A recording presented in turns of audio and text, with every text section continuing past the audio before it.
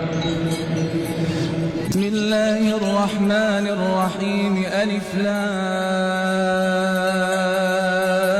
را. تلك آيات الكتاب الحكيم. أكان للناس عجبا أن أوحينا إلى رجل منهم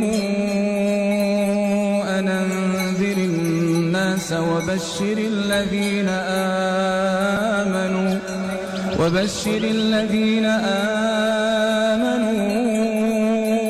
أن لهم قدم صدق عند ربهم. قال الكافرون إن هذا لسحر مبين.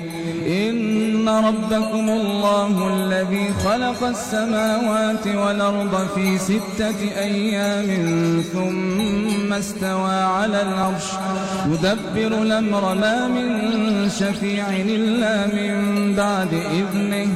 ذلكم الله ربكم فاعبدوه أفلا تذكرون. إليه مرجعكم جميعا وعد الله